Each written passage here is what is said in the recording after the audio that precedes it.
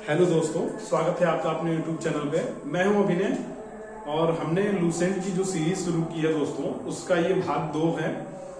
और दोस्तों हमारा यही ऑब्जेक्टिव है कि जितने भी वन लाइनर क्वेश्चंस आते हैं वनडे एग्जाम्स में लूसेंट से, सारे कवर कराने हैं और रटा देने हैं पूरे पूरे। चलिए आइए शुरू करते हैं। जैसा कि दोस्तों ये भाग 2 है और पहली इसमें ऑब्जेक्टिव में पूछी जाती है भारत का भूगोल। भारत का भूगोल जो है टालमी नामक एक व्यक्ति ने लिखा था। और नेक्स्ट बुक है इसमें नेचुरल हिस्ट्री। नेचुरल हिस्ट्री इसको प्लिनी नामक व्यक्ति ने लिखा था। ये दोनों बुकें बहुत ही फेमस है दोस्तों, इसको ध्यान रखेंगे, अक्सर एग्जाम में पूछी जाती रहती हैं। और एक छोटा सा टर्म है अभिलेखों का अध्ययन, एपिग्राफी कहा जाता है, जो एसएससी के एग्जाम्स में पूछा जाता है।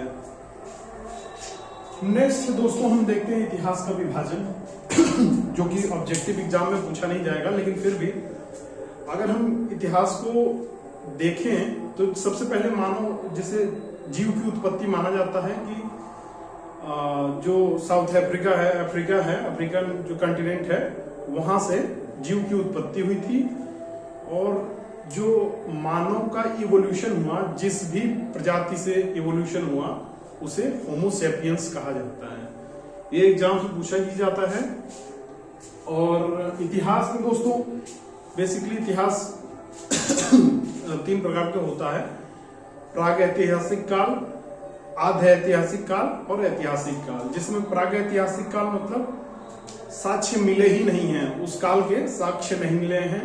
आधे ऐतिहासिक काल में दोस्तों क्या होता है, जिसके साक्ष्य मिलते हैं, लिखित साक्ष्य हैं, लेकिन उनको अभी तक पढ़ा नहीं जा चुका है। और ऐतिहासिक काल जो चल रहा है, जो चलता आ रहा है, हम लोग जहां से हम लोग लिखित जो भी मिला है उसको हमने स्टडी किया है, तो उसको डिवाइड करते हैं हम लोग पूरा पाषाण काल, मध्य पाषाण काल, नवपाषाण काल। ये सब दोस्तों ऑब्जेक्टिव एग्जाम में नहीं पूछा जाएगा, लेकिन आइए ऑब्जेक्टिव लाइक क्वेश्चन देखते हैं। जैसे कि अग्नि का आविष्कार सर्वप्रथम पूरा पाषाण काल में हुआ था, और जो हमारा पहिया है, पहिए का जो है आविष्कार जो है नवपाषाण काल में हुआ था दोस्तों। ये रहा हमारा पूरा पाषाण काल, अग्नि का, और पहिए का आविष्कार नवपाषाण काल में हुआ। दोस्तों तांबा ऐसी धातु थी जिसको सर्वप्रथम मानव द्वारा प्रयुक्त किया गया, और सिंधु घाटी सभ्यता का नाम ताम्र पाषाण युगीन सभ्यता भी उसको कहा जाता है, इसी वजह से क्योंकि तांबा का इस्तेमाल हुआ था उस युग में। और सबसे पहला औजार दोस्तों जो मिला था साक्ष्य के तौर पे, वो था हमारा कुल्हाड़ी मिला था। इन सब चीजों को याद रखना है दोस्तों। ये वन लाइनर है और ये भी एग्जाम से पूछा जाता है। जैसे कृषि का पहला साक्ष्य पूछ दिया जाता है, मेहरगढ़ जो एक जगह है, वहां कृषि का पहला साक्ष्य पाया जाता है। और चावल का साक्ष्य भी पूछा जाता है, जो कोल्डिहोया नामक स्थान से सर्वप्रथम प्राप्त हुए थे। तो इन्हें आपको ध्यान में रखना है। वन लाइनर है टोटल। पहली फसल जो थी मानव द्वारा प्रयुक्त की गई थी, ये था गेहूं और जौ। तो ये हो गया दोस्तों टोटली वन लाइनर क्वेश्चन। अब एक टॉपिक छोटा सा है दोस्तों, जिसमें बताया जाता है कि कौन सा यात्री कौन से शासक के काल में आया है। तो आइए इसको देखते हैं, और बहुत ही महत्वपूर्ण है। हर एग्जाम में एसएससी के आप बैठेंगे, एक क्वेश्चन पक्का मिल जाएगा आपको। तो सर्वप्रथम पहला यात्री था फहियान, इसमें दिया हुआ है। ये चंद्रगुप्त द्वितीय के शासनकाल में आया था। और नेक्स्ट है दोस्तों ह्वेनसांग। ह्वेनसांग जो है हर्षवर्धन के शासनकाल में आया था, जिसने अपनी जो भी व्यक्ति आता था अपना बुक वगैरह लिखता था, और जैसा भी इन्वायरमेंट था उस समय का यहाँ पे, उसके बारे में वो जानकारी देता था। तो उसको, उस संग्रह को सीयूकी के नाम से जाना जाता है। इसे आप ध्यान रखेंगे। ये तीनों चीजें पूछी जा चुकी हैं। और ये अल बरूनी है दोस्तों। अल बरूनी महमूद गजनवी के शासनकाल में आया था। नेक्स्ट देखते हैं दोस्तों इब्न बतूता। इसको याद करने का एक छोटा सा ट्रिक है। बतूता तुगलक के शासनकाल में आया था। इब्न बतूता मोहम्मद बिन तुगलक के शासनकाल में आया था और इसने जो संग्रह किया, जो बुक लिखा था, उसको रेहला नाम से जाना जाता है। इसको आप ध्यान में रखेंगे दोस्तों, सारे क्वेश्चन पूछे हुए एग्जाम में। मेगस्थनीज जो है सेल्यूकस निकेटर का राजदूत था और चंद्रगुप्त मौर्य के शासनकाल में वो आया था और उसने जो भी बुक संग्रह किया उसे इंडिका के नाम से जाना जाता है। और लास्ट है दोस्तों डाइमेकस।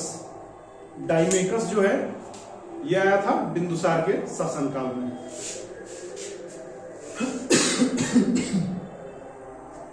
नेक्स्ट दोस्तों हम देखते हैं इसमें मोहनजोदड़ो से संबंधित जितने भी तथ्य हैं एक ही जगह मैंने उसको संग्रह कर दिया है। और तो आइए देखते हैं पहला मोहनजोदड़ो। मोहनजोदड़ो को दोस्तों मृतकों का टीला कहा जाता है। ये क्वेश्चन एसएससी में कई बार पूछा जा चुका है। सबसे बृहद स्नानागार दोस्तों, बृहद स्नानागार जो पाया जाता है मोहनजोदड़ो में पाया जाता है। नर्तकी की कांस की मूर्ति, ये भी मोहनजोदड़ो में पाया गया था दोस्तों।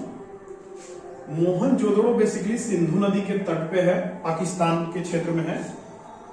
नेक्स्ट दोस्तों इस जगह की जो खुदाई की थी सर्वप्रथम राखलदास बनर्जी द्वारा की गई थी, आरडी बनर्जी द्वारा। और एक महत्वपूर्ण चीज दोस्तों, एक पशुपतिनाथ की मूर्ति पाई जाती है, मतलब जिसमें क्या होता है 3 मुख होते हैं और इसके चारों तरफ 4 जीव, इस जो मूर्ति पाई गई है एक तरह से सील है, तो इसके चारों तरफ 4 जीव पाए गए थे, उनकी मूर्ति बनी हुई थी जिसमें हाथी, गैंडा, चीता और भैंसा, इन चारों के नाम भी पूछे जाते हैं। कई बार पूछे जाते हैं, इनमें से कौन से नहीं थे। नेक्स्ट देखते हैं दोस्तों, नेक्स्ट है हमारा हड़प्पा। हड़प्पा जो है दयाराम साहनी के द्वारा खुदाई करके सामने लाया गया दोस्तों। और हड़प्पा जो है रावी नदी के तट पे है। नेक्स्ट दोस्तों देखते हैं कि जैसे जो सिंधु घाटी सभ्यता थी या कांस्य युगीन सभ्यता थी हमारी, कहा जाए हड़प्पा सभ्यता जो थी, उसके जो 4 छोर थे बेसिकली पूछे जाते हैं कि पश्चिम में कौन है, पूर्व में कौन है, उत्तर में कौन है, दक्षिण में कौन है। तो आइए देखते हैं एक बार दोस्तों।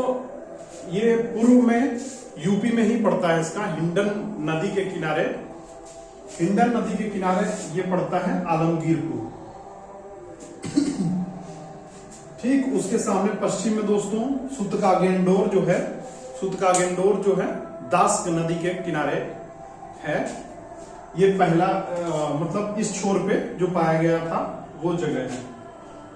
नेक्स्ट देखते हैं दोस्तों, उत्तर में हमारा मांदा पड़ता है। मांदा जो है चेनाब नदी के तट पे है और ये सबसे उत्तरी स्थल है जो हड़प्पा सभ्यता या सिंधु घाटी सभ्यता से संबंधित है। सबसे दक्षिणी जो क्षेत्र है दोस्तों, जो स्थल पाया गया था, ये दाइमाबाद है। दाइमाबाद गोदावरी नदी के तट पे है और ये महाराष्ट्र में पड़ता भी है। तो ये सारी चीजें हो गई दोस्तों, टोटली 1 लाइनर है। तो आप लोगों से निवेदन है दोस्तों कि कम से कम 7 से 8 बार इसका रिवीजन करें ताकि एक भी क्वेश्चन इसमें से मिस ना होने पाए।